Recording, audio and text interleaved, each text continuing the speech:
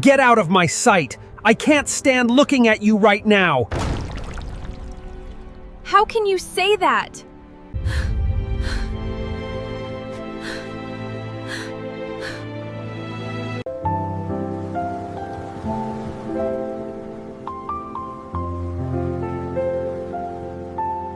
Have you ever looked back at a relationship and asked yourself what you were thinking? Not in hindsight, not with time having softened the edges. I mean, truly looked back and couldn't recognize the person you became around them. You knew it was wrong while you were in it. Friends told you. Your gut told you. But something kept pulling you back. Something that felt, in the moment, exactly like love. The hardest truth about toxic relationships isn't that they hurt you. It's that they don't hurt you all the time. If they were terrible every moment, you would leave. But they aren't. There are highs, intense, beautiful, addictive highs. And those highs are what keep you trapped. Because intermittent reinforcement is the most powerful psychological force in human bonding. A reward that comes unpredictably is more addictive than a reward that comes reliably.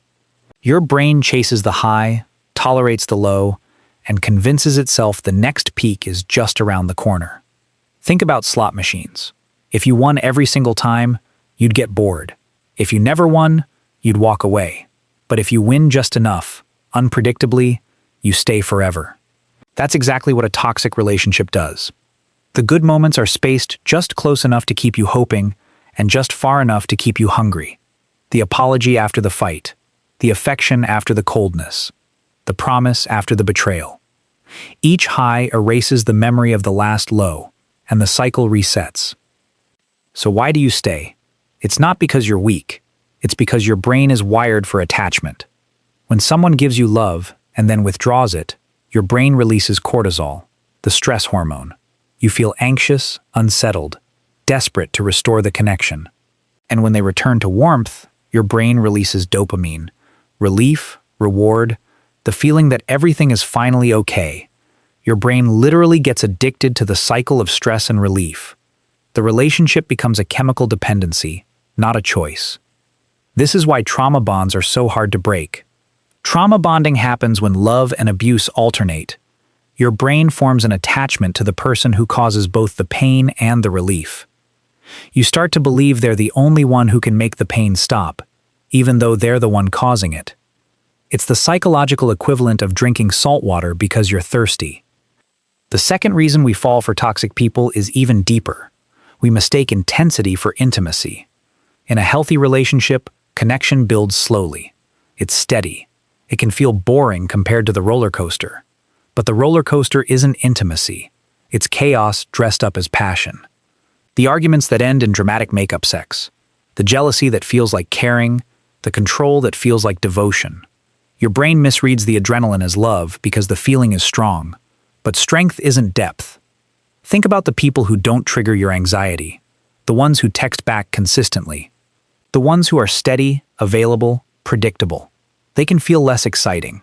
That calm can feel like indifference, because you've learned to associate love with the chase.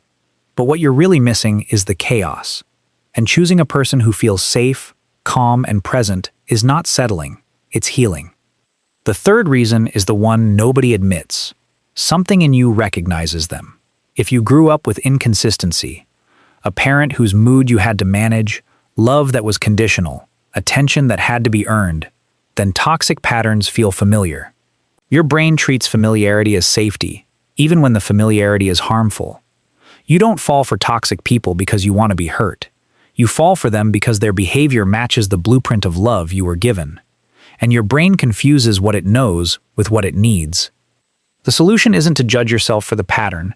It's to recognize that your attraction is trying to solve an old problem. The person who feels electric might be activating an old wound. The person who feels boring might be the one who can actually heal it. Breaking the cycle requires a withdrawal period. You can't think your way out of a chemical dependency. You have to go no contact long enough for your brain to recalibrate. 30 days of no contact allows your dopamine receptors to reset. It allows the trauma bond to loosen. It allows you to see clearly. Not because the toxic person changes, but because your brain stops craving the cycle. And in that clarity, you realize something. The love you were chasing wasn't love. It was a pattern. A pattern that felt like love because it was familiar. But familiar isn't the same as good. The right person won't make you feel like you're winning and losing at the same time. The right person won't make you prove your worth to earn their warmth. The right person will be steady, consistent, present. And it might feel unsettling at first. Not because something is wrong, but because something is finally right. If this helped you see a pattern you've been living through, subscribe to MindToAct for more psychology that helps you break the circle. See you on the next one.